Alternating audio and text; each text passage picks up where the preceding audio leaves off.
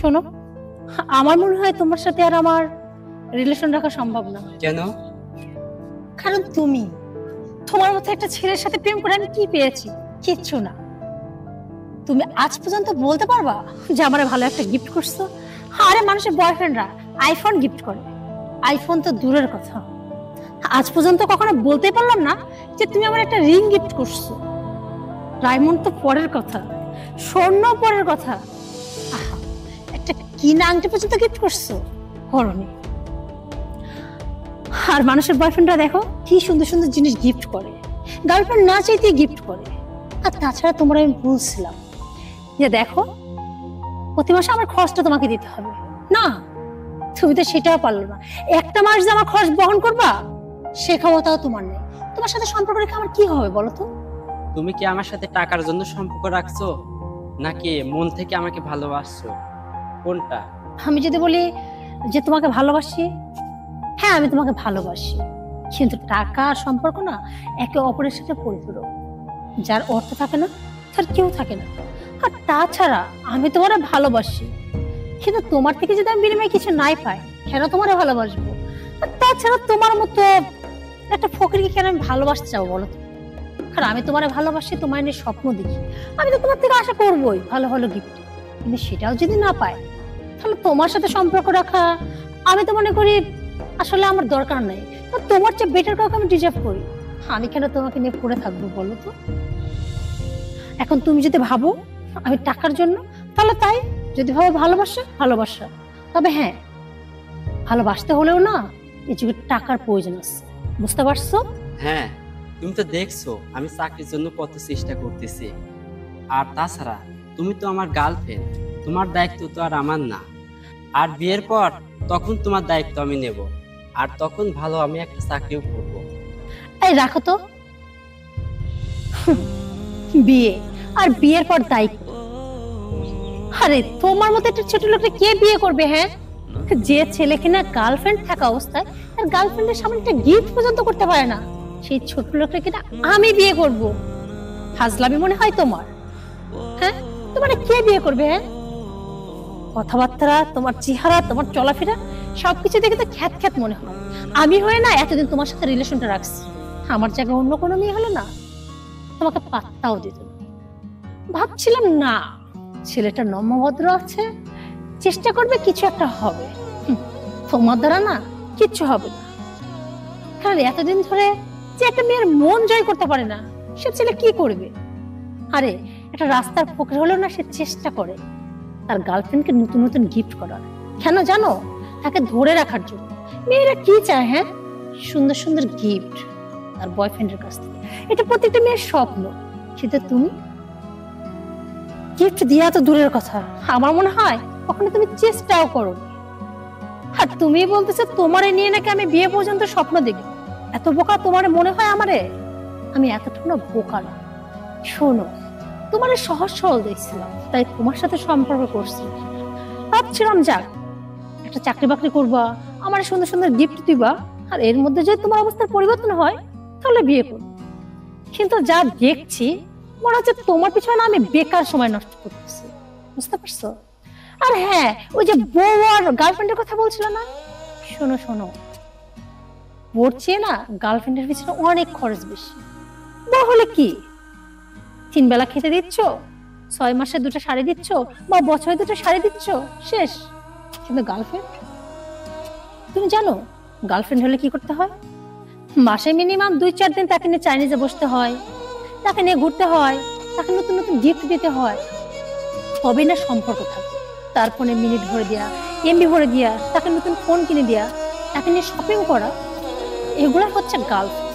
অবশ্য তোমার মতো ছেলে কিভাবে বুঝবে? হ্যাঁ, কারণ ভুলটা তো আমার, কারণ আমার চুজ করছি না তোমারে। অবশ্য আমার চুজ করাটাই ভুল ছিল, এখন বুঝতে পারছি।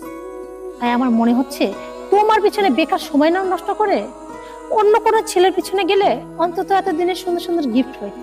এই যে একটা ফোন দেখতে পাচ্ছ না, তোমার হাত থেকে পড়ে ভেঙে গেছে। পারলা না তো আজ পর্যন্ত একটা ফোন গিফট করা।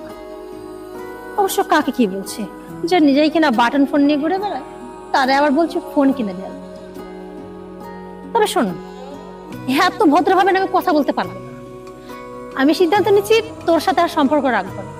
কথাটা ভালো করে মাথায় ঢুকিয়ে চললাম। এই যে ম্যাডাম, প্লিজ এক মিনিট কথা বলা যাবে? বারে, আপনি আবার কি কোত্থেকে উদয় হলেন? আপনি আমার স্যারকে বোকা বলছেন। বোকা তো আমার স্যার না, বোকা আপনি। আপনাকে বোকা বললে ভুল হবে, আপনি একটা বোকা সুদা, এছাড়া কিছুই না। এই যে মিস্টার, মাইন্ড ইউর ল্যাঙ্গুয়েজ। এই রাখেন তো আপনার ল্যাঙ্গুয়েজ। আচ্ছা ঠিক আছে, রাখলাম। কিন্তু একটা জিনিস বলেন তো, আপনার কি মাথাটা সত্যি গেছে নাকি? এরকম একটা খ্যাতকে আপনি বলছেন স্যার? উনি কিনা আপনার স্যার? ও, বুঝতে পেরেছি। ভদ্রভাবে তার মানে ছেলেদেরকে স্যার বলার অভ্যাসটা নিচ্ছে আপনার, আছে না? অবশ্যই ইনাকে এই ভদ্র ভাষা বললে উনি বুঝবে না। আপনি ওনাকে চেনেন? ওনাকে আমার চেয়ে বেশি ভালো করে মনে হয় কেউ চিনে না। অবশ্য রাস্তায় টুকাই বলা যাবে না, টুকার চেয়ে কম নয়। এই তো আজ কয় মাস ধরে আমার সাথে রিলেশন, এর মধ্যে সে একটা চাকরি জোগাড় করছে, না একটা চাকরি হচ্ছে, আর না সে একটু রোমান্টিক হচ্ছে। এটা দেখে বুঝতে পারছেন না নতুন করে চিনার কি আর কিছু আছে, নাকি ওনার নতুন কোনো পরিচয় আছে? কোনটা? এই চুপ থাকেন, আপনার বক্তব্য বাদ দেন। আপনাদের মতো মেয়েরা এই শুধু পোশাক দেখেই বিবেচনা করে। এই যে ম্যাম, আপনি আমাকে দেখছেন না, কি হ্যান্ডসাম পোশাক, জুতা পায়ে। আমি কিন্তু সামান্য ওনার অফিসের কর্মচারী, অথচ আপনি ওনাকে চিনতে পারেননি। স্যার, আপনাকে আমি অনেকবার বলছি এসব মেয়েরা ভালো না, শুধু টাকার জন্য প্রেম করে। আপনি তো আমার কথা শোনেননি। হ্যাঁ সালমান, তুমি ঠিকই বলছো। তোমার কথা না শুনে আমার ভুল হয়েছে। শোনো না, আসলে সরি, বিশেষ করো আমি বুঝতে পারিনি তুমি এত বড় একজন স্যার। আর তাছাড়া সত্যি তো আমি যেগুলা করছি বা বলছি একদম ঠিক হয়নি, জানো তো। আমার না আজকে মাথাটা একটু গরম ছিল, তাই কি দিয়ে কি বলছি। আচ্ছা দেখো, আমি তো অনেকবারই তোমাকে বলছি তোমার সাথে সম্পর্ক রাখবো না, বেকআপ। তাই বলে আমি বেকআপ করিনি তো। আমি তোমাকে আবারও ফোন দিয়েছি, আবারও যোগাযোগ করছি। আর তাছাড়া দেখো, আমি তো একটা মেয়ে, একজন মেয়ে তো তার শখের পুরুষের কাছ থেকে কোনো কিছু আশা করে, তেমনি আমিও করেছিলাম। এটা কি আমার অন্যায়? হ্যাঁ মানলাম, তোমাকে অপমান করা, এতগুলা কথা বলা, এটা আমার একদম উচিত হয়নি। বলছি কি, আমারে তুমি ক্ষমা করে দাও প্লিজ, ভুল বোঝো না। স্যার, ক্ষমা নেই। মিষ্টি কথায় ফুটেন না, আপনার এখানে কিন্তু রস ঢালতেছে। এই আপনি চুপ করেন, আপনি কেন আমাদের মাঝখানে কথা বলছেন? হ্যাঁ দেখো, ও কিন্তু আমাদের সম্পর্কটা ভাঙার চেষ্টা করছে। একটু আমার কথাটা শোনো, ওকে এখান থেকে চলে যেতে বলো, তুমি আর আমি একটু 10 মিনিট কথা বলি। সালমান, চেক থাকলে পরে চেকটা দিয়ে দাও। স্যার বাদ দেন, আমাদের অফিসে একটা তো লাগবে, লোক পিয়ন লাগবে। দরকার। হ্যাঁ, তাহলে ওকে চাকরিটা দিয়ে দেন। হ্যাঁ দেয়া যায়, তুমি যেটা ভালো মনে করো। কি বলতেছো তুমি এগুলা? তুমি আমার না ভাইতে পিয়নের চাকরির কথা বলছো? লজ্জা লাগছে না? আমি না তোমার গার্লফ্রেন্ড? প্লিজ একটু বোঝার চেষ্টা করো। চুপ! তোমার মতো মেয়ে আমার গার্লফ্রেন্ড হতে পারে না। যে শুনেছো আমি অফিসের বস, আর অমনি মাপ চাওয়া শুরু করছো, তাই না? দেখো মহসিন, কেন আমার সাথে এরকম ব্যবহার করতেছো? আর তুমি একটু সামান্য কর্মচারীর সামনে আমাকে অপমান করতেছো। কাক কর্মচারী বলতেছো? কেন? উনি তো বললো তোমার অফিসের কর্মচারী। ও কর্মচারী হলেও আমার ভাইয়ের মতো। আচ্ছা ঠিক আছে, সরি, আমার ভুল হয়ে গেছে। আমি বলছিলাম কি, দেখো যা হওয়ার হয়েছে, আমাদের সম্পর্কটা আবার আগের মতো করে নিয়ে না। কোনোদিনই সম্ভব না আগের মতন হওয়া। আরে শোনো না, আমি বলছিলাম কি, প্লিজ এরকমটা করো না, একটু আমার কথা শোনো। চুপ! নো তুমি, এখন থেকে আপনি বলবা। ঠিক আছে স্যার, আমার ভুল হয়ে গেছে। সালমান চলো। তাহলে চাকরিতে খুব দ্রুত জয়েন করো। স্যার ঠিকই তো, এটা আমার প্রাপ্যই ছিল।